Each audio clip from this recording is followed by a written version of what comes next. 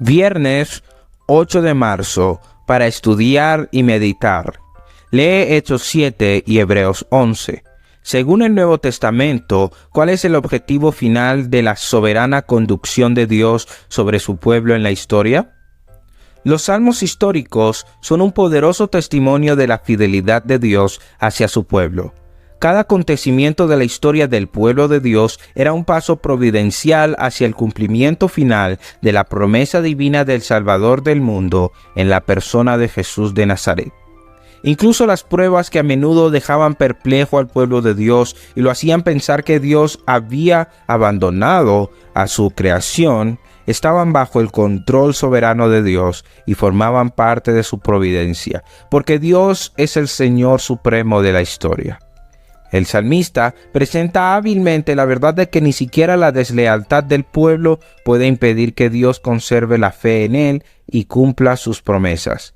Sin embargo, las personas y los grupos impenitentes fueron excluidos de las bendiciones del pacto, y su infame final sirve como advertencia duradera de cómo la vida sin Dios u opuesta a Dios destruye a las personas.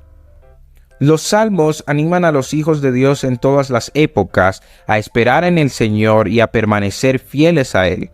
No tenemos nada que temer del futuro, a menos que olvidemos la manera en que el Señor nos ha conducido y lo que ha enseñado en nuestra historia pasada.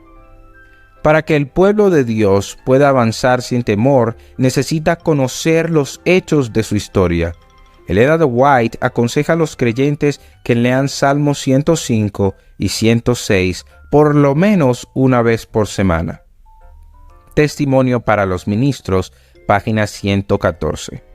La historia del pueblo de Dios demuestra que ninguna promesa que Dios haya hecho en su palabra quedará sin cumplirse. Esto incluye tanto las promesas divinas de protección individual en la actualidad, como las promesas futuras acerca de la segunda venida de Cristo, que establecerá el reino de Dios de justicia y paz en la tierra nueva.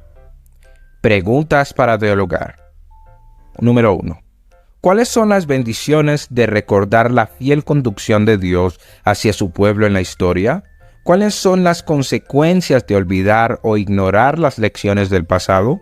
¿Cómo podemos aplicar ese mismo principio a nosotros como iglesia llamada a cumplir la misma misión que el antiguo Israel? Número 2. ¿Cómo nos animan los salmos a reconocer el cuidado providencial de Dios en nuestra vida y a ejercitar la paciencia y la confianza en los caminos soberanos de Dios, incluso cuando no es fácil entender por qué las cosas suceden como suceden?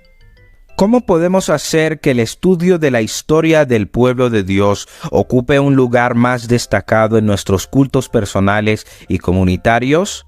¿Cómo podemos ser más intencionales a la hora de contar a nuestros hijos la historia más reciente del pueblo de Dios?